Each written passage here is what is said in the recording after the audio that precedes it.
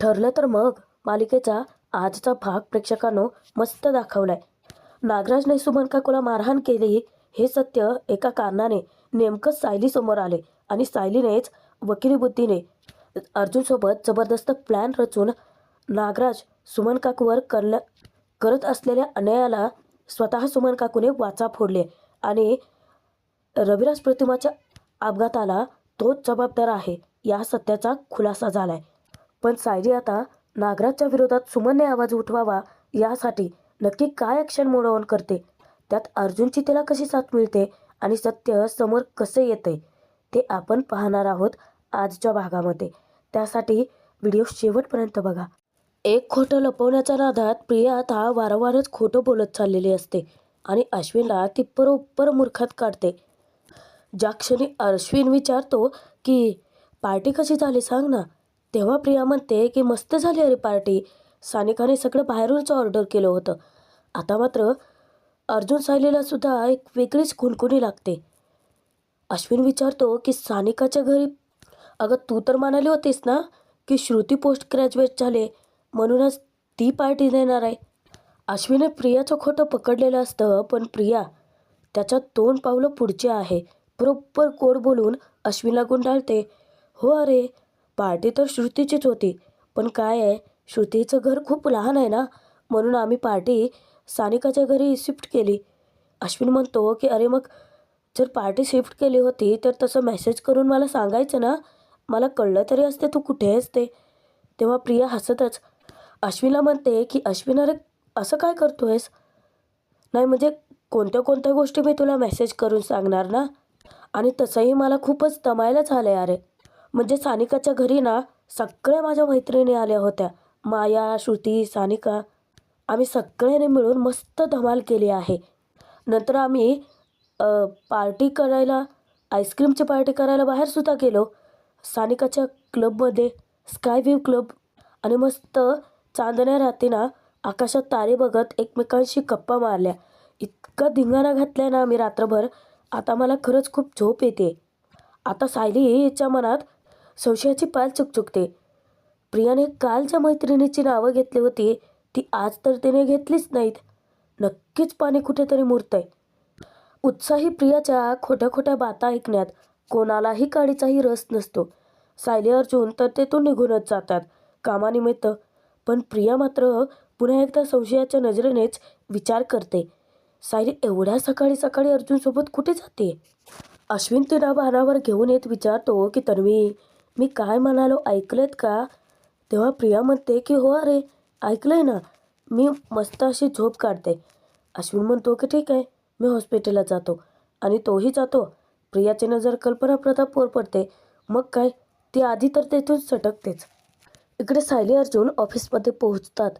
अर्जुन बाबूची समजूत घालतो, कारण बाबू महिपतला खूपच घाबरलेला असतो. हे बघ बाबू, काळजी करू नकोस, मी तुला काही नाही होऊ देणार. तो विचारतो की पण तो महिपत. अर्जुन म्हणतो की तो काहीच नाही करू शकणार, कारण तो स्वतःच पोलिसांपासून लपून कुठेतरी गायब झालाय. पण बाबूला महिपतची भीती यासाठी वाटते कारण तो कधी काय करेल सांगता येत नाही. हा एकटाच बडबडायला लागतो, पण तो महिपत, त्याला जर मी सापडलो आणि त्याला जर कळलं की मी ॲक्सिडेंटबद्दल सगळं खरं सांगणार आहे तर तो मला अचानकच त्याला चोराचा ठसका लागतो. सायली पटकन येऊन त्याला पाणी पाजते. पाण्याचा एक घोट घेऊन तो सायलीचं खरं तर कौतुकच करतो. आयुष्यात पहिल्यांदा कोणीतरी माणूस म्हणून वागवले. आयुष्यभर नुसती पापं केली आणि आता त्या पापांचं ओझं घेऊन नाही जगू शकत.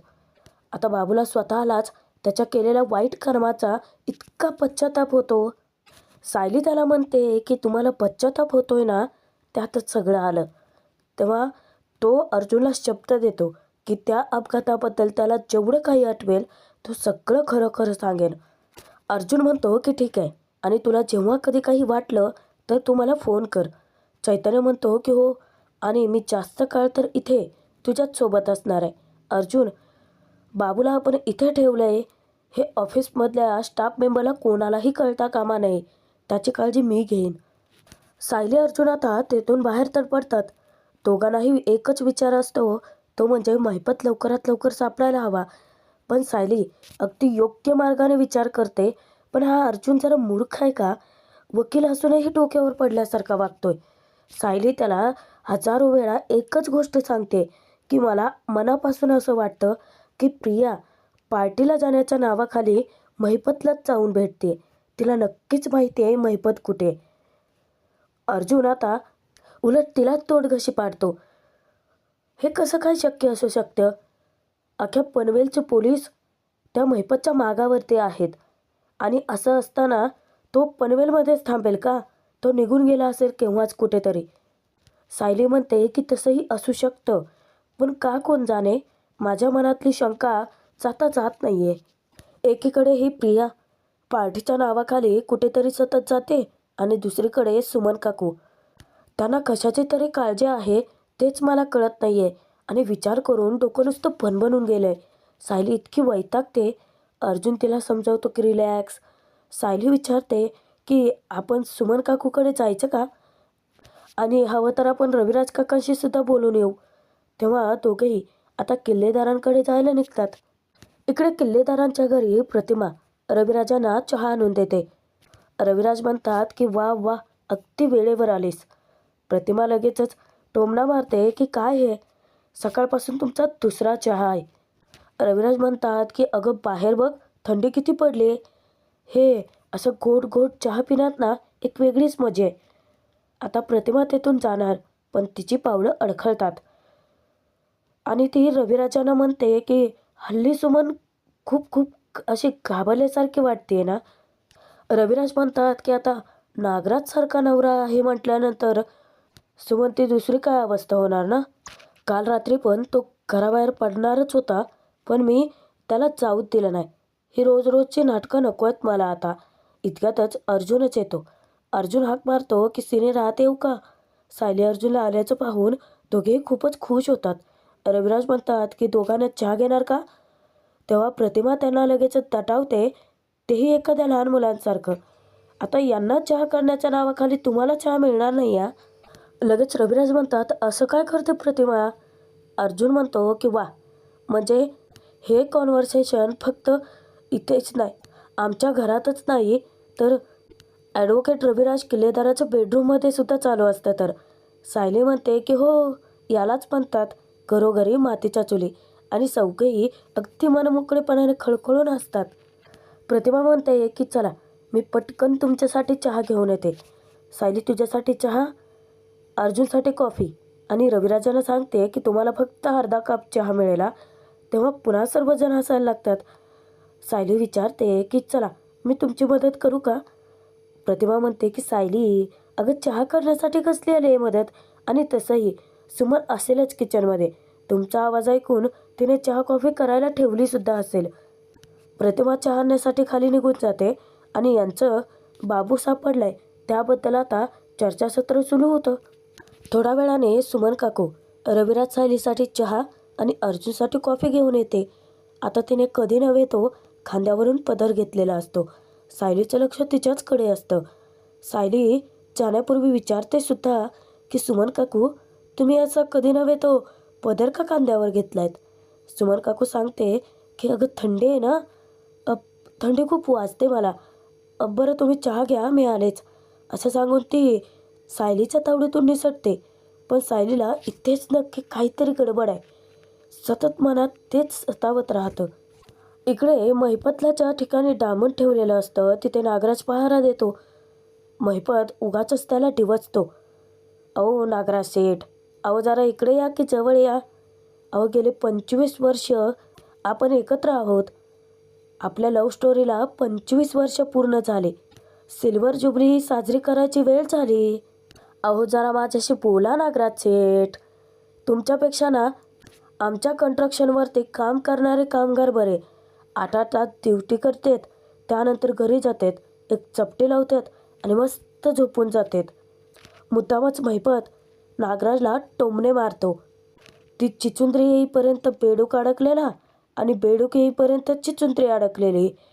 भावाच्या प्रॉपर्टीवरती डोळा ठेवून असणारे तुम्ही रखवालदार झाला तो, ते पण माझे बिनपगारी. आणि नागराजवरती तो इतका जोरजोरात हसत असतो नागराजने छान मजा लुटतो. आता मात्र महिपतचं बोलणं ऐकून नागराजची तळपायाच्या मस्तकात जाते. डायरेक्ट जाऊन महिपतचाच गळा आवळतो. नागराज चक्क आता महिपतला धमकावतो. बस बस झाला महिपत. आतापर्यंत खूप ऐकून घेतलं मी तुझं, पण आता नाही. कोण आहे मी? कोण आहे मी? बस. आता तू फक्त माझं ऐकायचं. मालक आहे ना मी. आणि कोण आहे तू? एक साधा सुपारी घेणारा गुंड. आणि एवढा वेळ मला बोलत होतास ना, स्वतःकडे बघ एकदा. काय अवस्था झाली आहे तुझी. स्वतःला सिंह म्हणवतोस ना. दात पडलेला, आळ्या पडलेला सिंह झालायस तू. पिंजऱ्यात अडकलेला सिंह. आणि आता या पिंजऱ्यातून तू कधी बाहेर पडणारच नाही आहे. महिपतच्या डोक्यात मारत तो विचारतो की मेंदू आहे का तुझ्या डोक्यात? मेंदू नाही म्हणजे विचार करायला मेंदू असताना तर तुला त्याच वेळेस कळलं असतं की दादाचा अपघात घडवून आणणारा तूच होतास. अरे सायली अर्जुनला माझ्याबद्दल इतकीशी सुद्धा शंका नाही आहे. लक्षात येते का तुझ्या? आत्ता जर मी तुला इथं मारलं तर माझं रहस्य तुझ्यासोबत इथंच गाडलं जाईल. नागराज अजूनही खूप मोठ्या भ्रमात आहे. पण थोडा वेळ आता फक्त. कारण सुमन काकू आहे भ्रमाचा भोपळा फोडण्यासाठी. नागराज इतक्या मोठ्या गैरसमजात राहू नकोस बाबा. कारण इकडे किल्लेदारांच्या घरी आता सायलीमुळे रविराज प्रतिमाच्या समोर मोठाच खुलासा होतो.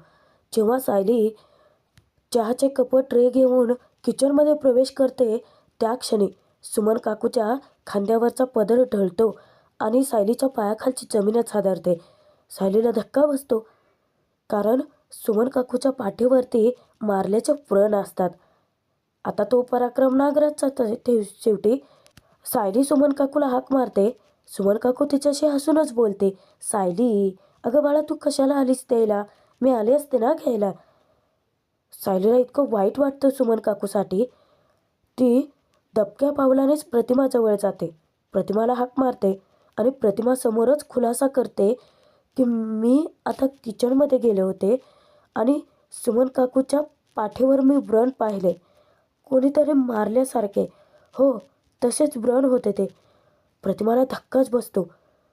ती रागातच बोलते, म्हणजे आता त्यांची इथपर्यंत मजल गेली. सायली विचारते की कुणाची? प्रतिमा सांगते की नागराज भाऊजींची. आता सायलीलाही धक्का बसतो. त्या दोघांमध्ये वाद चालू झालेत हे तर माझ्या लक्षात आलंच होतं. पण नागराज भाऊजी सुमनला मारहाण करतायत हे मात्र मला माहिती नव्हतं. अगं सायली, त्या दिवशी ना सुमनला ते थोबाडीत मारणारच होते. पण नशीब वेळेवरती मी पोहोचले म्हणून. सायली धक्क्याने विचारते की काय? अहो पण वाद होण्यासारखं त्यांच्यामध्ये नक्कीच झालंय तरी काय? सायली विचारते की पण सुमन काकू ते सगळं सहन का करतायत? तेव्हा प्रतिमा म्हणते की माहीत नाही, पण तिचा स्वभावच तसा आहे गं. नागराज भाऊजींना नेहमी पाठीशी घालते. सतत हसत वावरते. असं दाखवते की जसं काही घडलंच नाही आहे.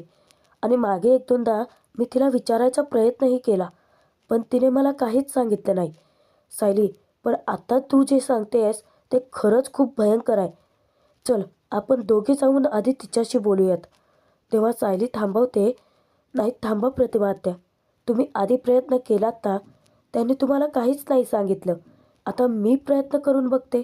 आणि सायली थोडीशी घाबरतच सुमनजवळ जाते. कारण प्रतिमा तिला सांगते की हे आपल्या घरात नको व्हायला. तेव्हा सायली म्हणते की फक्त आपल्याच घरात नाही प्रतिमात्या, इतर कोणाच्याही घरात असं नको आहे घडायला. सायली किचनमध्ये येताच सुमन काकूंना म्हणते की तुमचा पदर. सुमन काकू पटकन आपलं पदर खांद्यावर घेते. सायली घाबरतच विचारते की तुमच्या पाठीला काहीतरी लागलेत. तुम्ही म्हणालात मगा की तुम्हाला थंडी वाटते म्हणून तुम्ही पदर खांद्यावर घेतलात. पण ते खरं कारण नाही आहे ना सुमन काकू? आता मात्र सुमनच्या चेहऱ्याचा रंगच उडतो. सायली विचारते की नक्की काय झालंय? सुमन काकू तिच्याशी खोटंच बोलते. अगं सायली, माझा वेदळेपणा, दुसरं काय? अगं मी जेव्हा रूममध्ये जात होते ना तेव्हा दरवाजा लागला मला. आता सायलीला हे तर कळून चुकतं की सुमन काकू सायलीलाही खरं सांगणार नाहीये. पण इतक्यात नेमकं अर्जुनच येतो. अर्जुन हाक मारतो, बायको चल निघायचं ना आता. सायली अर्जुनजवळ येते. अर्जुन म्हणतो की बरं तुला घरी ड्रॉप करायचं आहे, माझ्यासोबत येतेस की इथेच थांबणार आहे. तेव्हा सायली म्हणते की तुम्ही थोडा वेळ बाहेर येता का, मला तुमच्याशी थोडं बोलायचं आहे. अर्जुन सायलीसोबत बाहेर जातो. बाहेर येता क्षणी अर्जुन म्हणतो की बोल, काय बोलायचं होतं तुला. तेव्हा सायली म्हणते की मी सुमन काकूच्या पाठीवरती मारहाणीचे व्रण बघितले आणि प्रतिमा ते मला म्हणाल्या की नागराज काका त्यांना मारहाण करतायत. अर्जुनची तळपायाच्या मस्तकात जाते. तो विचारतो की काय, नागराज काका असं करू शकतो. तू आता घरी असताना तर त्याला चाबच विचारला असता. सायली त्याचा राग शांत करते. हे बघा, पण हे स्वतः सुमन काकूने कबूल करायला हवंय ना. मी विचारलं, प्रतिमा आत्याने विचारलं, त्या काहीच सांगायला तयार नाही आहेत. उलट आपल्याला आता असं काहीतरी करावं लागेल की त्यांना स्वतःहून खरं सांगावं वाटेल. आपल्याला विश्वासात घेऊन ते जे काही असेल ते सांगतील आणि त्यांना याची जाणीव व्हायला हवी की अशा गोष्टी सहन करायच्या नसतात, उलट त्याच्या विरोधात आवाज उठवायचा असतो. इतक्यातच सायलीचा मस्त डोक्यात प्लॅन शिजतो आणि सायली अर्जुनला तो प्लॅन कसा वर्क करायचा ते सुद्धा समजावून सांगते. अर्जुन सायलीचं खूपच कौतुक करतो. वा, म्हणजे सायली 2.0 इन ॲक्शन. स्वतः अन्याय सहन करणार नाही आणि दुसऱ्यालाही करू देणार नाही. इकडे महिपतचे काहीच कॉन्टॅक्ट होत नाही म्हणूनच साक्षी कावरीबावरी झालेली असते. काही केल्या महिपतची कॉन्टॅक्ट होत नाही म्हणूनच साक्षीला इतकं टेन्शन येतं. आता शेवटी सचिन तिला सल्ला देतो, सॅम हे बघ, आता अण्णांना जाऊन खूप दिवस झाले आहेत, आपण आता तरी पोलीस स्टेशनमध्ये कंप्लेंट करायला हवे. साक्षी घाबरते. नाही नाही, पोलीस नको. ॲक्च्युली काय आहे ना, अण्णा आमच्या एका रिलेटिव्हकडे गेले होते ना, मी त्यांच्याशीच कॉन्टॅक्ट करत होते. सचिन संशयाने विचारतो की हे बघ समीरा, तुझ्या चेहऱ्यावरती इतकं टेन्शन काय आहे. नक्की ते अण्णांबद्दलचं टेन्शन आहे की अजून दुसरं काही. सचिन उठून साक्षीजवळ येतो आणि पुन्हा चौकशा चालू करतो. साक्षी इमोशनल ड्रामा सुरू करते. प्लीज सचिन, अण्णांबद्दल मला काहीच विचारू नकोस. सध्या खरंच काही विचारू नकोस. सध्या मला तुझी गरज आहे. तू माझ्यासोबत राहा. आणि ती सचिनला घट्ट मिठी मारते. इकडे चालाक सायलीने आता सायली 2.0 ॲक्शन मोड चालू केलेला असतो. सुमनला ती रिक्षातून घेऊन येते. सुमन काकू विचारते की आपण इथे का आलोय. तू तर म्हणाली आपण अस्मितासाठी खरेदी करायला जातोय. सायली इतकं गोड वागते, सुमन काकूला जराही संशय येऊ देत नाही. ती सांगते की सुमन काकू, मगाशी मी यांना म्हणाले होते ना की मला यांच्याशी थोडं बोलायचं आहे, पण काय आहे, बाहेर गेल्यानंतर यांना लगेच ऑफिसला जावं लागलं ना, मग आमचं बोलणं अर्धवटच राहिलं. मग मी काय म्हणते, आपण जाऊयात, 5 मिनटं मी त्यांच्याशी बोलते, त्यानंतर आपण अस्मिताताईसाठी खरेदी करायला जाऊयात. सुमन काकू सायलीचं इतकं कौतुक करते. खरंच सायली, तू अगदी बरोबर बोलली असा. अस्मिताला या दिवसात खूप खुश ठेवायला हवंय. सायली म्हणते की हो, म्हणूनच तर मी तुम्हाला सोबत घेऊन आले, कारण तुमची चॉईस खूप छान आहे ना. चला जाऊयात आपण. खरंच सायलीने नागराजच्या विरोधात रणशिंग फुंकलं आणि स्वतःवर होत असलेल्या अन्यायाची सुमन काकूला जाणीव देण्यासाठी सुद्धा मस्त प्लॅन आखलाय. जेव्हा त्या दोघेही अर्जुनच्या केबिनमध्ये प्रवेश करतात, तिथे 3 बायका उपस्थित असतात. अर्जुन हसूनच बोलतो, अरे सुमन काकू, तू पण आलीस, चल बस नाही ते. बरं, तुम्ही मला म्हणालात की तुमचा नवरा तुम्हाला मारहाण करतो. आता सुमन काकू सायली अर्जुनपासून नजर चोरायला लागते.